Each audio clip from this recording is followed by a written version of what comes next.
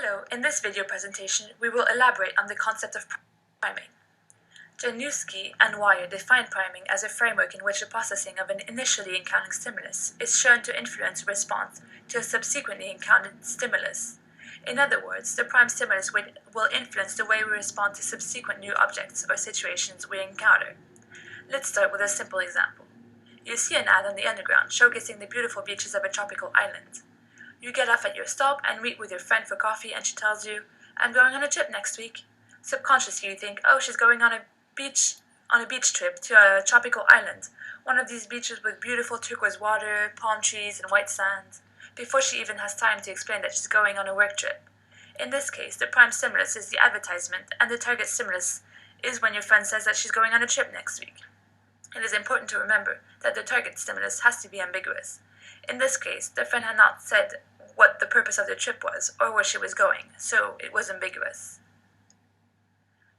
The priming paradigm has 5 important characteristics. First, there must be a prime stimulus and a target stimulus. Second, the prime stimulus must alter a judgment about the target stimulus. Third, a specific characteristic of the prime must be responsible for the altered response to the target stimulus. Fourth, the influence of the prime on the target stimulus should be temporary. Lastly, the effects of the primes are unintended and can occur without awareness. Priming is often used in marketing. There are 2 main types of priming. The first is content priming. Content priming occurs when the perception of a piece of information makes the mental representation of that information more accessible. That content can influence a subsequent response, notably in consumer behavior. An increase in the accessibility of content increases the likelihood the content will be integrated into ongoing perceptions, judgments, and choices. The prime stimulus can be almost anything. A few examples are visual documents, written text, feelings, people, smells, sounds, and environments, etc. Marketers want their target consumer group to associate their product, service, or brand with a positive characteristic that will encourage them to purchase more of this product. One is the Cadbury ad that came out in 2007, showcasing a gorilla playing the drums for a whole minute and a half.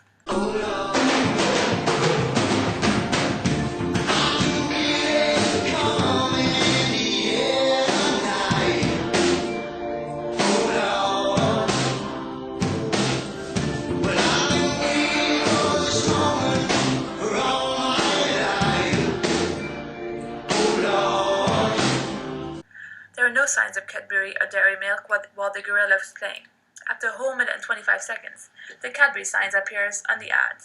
Lee Ralston, Cadbury's director of marketing, explained that they wanted to link the feeling of happiness with the act of eating dairy milk, so consumers would see Cadbury chocolate as producers of happiness. Let's take another well-known example by North and his colleagues. They did an experiment in a grocery store that sold wine from multiple different countries. They realized that the days when French music was being played, more French wine was bought, and days when German music was played in the store, more German wine was bought. This is a great example of content priming. The prime stimulus was the music, and the target stimulus was the wine, and the consumers were not consciously aware of that when they were asked. They never mentioned the music. The second type of priming is called process priming. Process priming occurs when the execution of a process, the first time it is performed, makes that same process more accessible for use in a subsequent cognitive task. Let's take a basic, non-marketing example. Let's say you live walking distance from your school. This framework argues that the route you will take on your first day of school, you are more likely to take that same route every subsequent day. In marketing terms, this phenomenon can be both positive in that your clients are likely to be very loyal once they adopted your product or service, but also negative, trying to get potential consumers to break their habit and choose your brand instead of the competitors. Some marketers use coupons and vouchers to lure in consumers, but they have to be careful that the use of coupons should not be part of the context cues that activate the activity. Let's take a personal example of mine. A French bank approached me right after graduating from high school. Their strategy was to give €160 to every graduating student if they opened a bank account with them. In this context, they were targeting teenagers who probably did not have a bank account, so they did not have to compete with rival banks. This approach was based on the idea that if students opened their first bank account with them, they would be more likely to go to them for every other financial service they needed, either opening a new bank account, getting a loan, a mortgage, or investment. All that because they went to them the first time around.